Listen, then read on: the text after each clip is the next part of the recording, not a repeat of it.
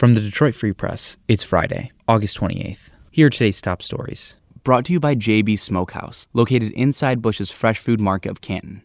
JB's offers a range of authentic barbecue favorites, from beef brisket and mac and cheese to fried green tomatoes and pulled pork tacos. JB's is sure to become your new favorite barbecue spot. For the Detroit Free Press, I'm Kerry Jr. II. The State Health Department reports 758 new cases of the coronavirus and 16 new deaths. 15 deaths were revealed in a review of death certificates. In total, there are over 99,000 cases of COVID-19 and over 6,400 deaths statewide. Oakland County schools are getting some much-needed assistance from the CARES Act. The county plans to distribute $28 million to help schools with coronavirus-related costs.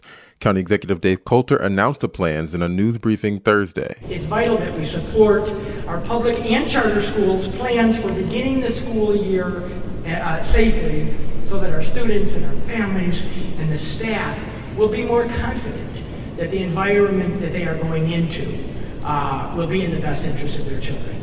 The money will be distributed based on the number of students and teachers, as well as the number of students from low-income households. The dollars are intended to help schools acquire personal protective equipment, disinfectants, and new technology for remote learning. According to Coulter, districts must incur expenses by the 31st of December. He says the funding is flexible and can be used for online and in-person instruction. Oakland County children and teens have access to testing as schools reopen. The county announced Wednesday expanded free drive-through testing for students ages 4 to 17. Starting Monday, testing is available for youth only if they are exhibiting symptoms and live or attend school in the county. No doctor's note or prescription is needed. Scheduling began Thursday through Oakland County Health Division's nurse. The office can be reached at 800-848-5533. Testing is available Monday and Wednesday at South Oakland Health Center in Southfield, on Tuesday and Thursday at Oakland County Government Campus in Pontiac, and at Oakland Community College Orchard Ridge Campus in Farmington Hills on Friday. The moratorium placed on evictions during the pandemic expired August 15th, and the 36th District Court is now open for eviction proceedings.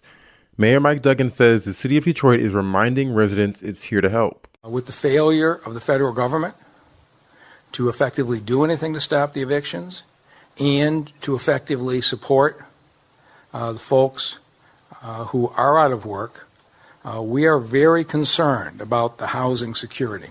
In a press conference Wednesday, Mayor Duggan announced the city has about $12 million available for an eviction assistance program. The program provides legal services, money for rent, and relocation assistance. Still, Duggan says funds are limited. For those who are in these situations, it's important that you pay what you can. There is not enough money to cover everything. Officials working with the project are unsure how many residents the program will help. Of the almost $12 million, $7.6 million are for rent payments and $3.2 million are for legal representation. That's the latest. For the Detroit Free Press, I'm Eric D. Lawrence. Now there are two ex-UAW presidents charged in the federal corruption probe. Dennis Williams joins his successor Gary Jones in the dubious distinction of being former top union leaders nabbed in the UAW scandal. Williams, who is now accused of conspiring to embezzle union funds, is the 15th person charged.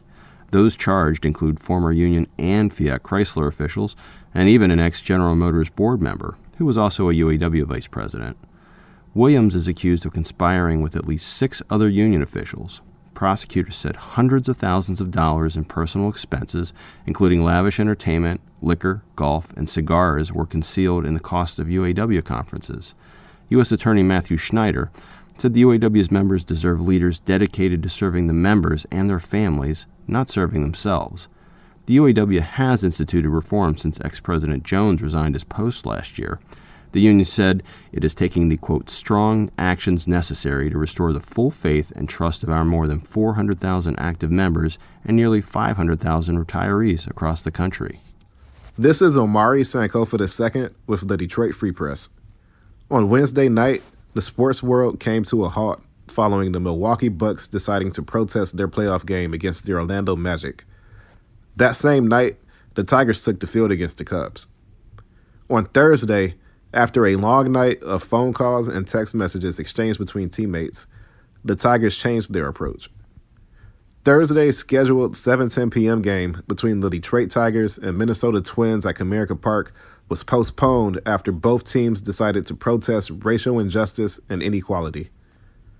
Before the game, the Tigers had an emotional meeting in the clubhouse about Sunday's police shooting of Jacob Blake in Wisconsin and how they should handle it.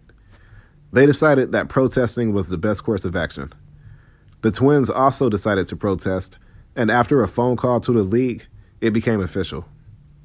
3 other MLB games were also postponed on Thursday, following a trend that has also impacted the NHL, MLS, and WNBA.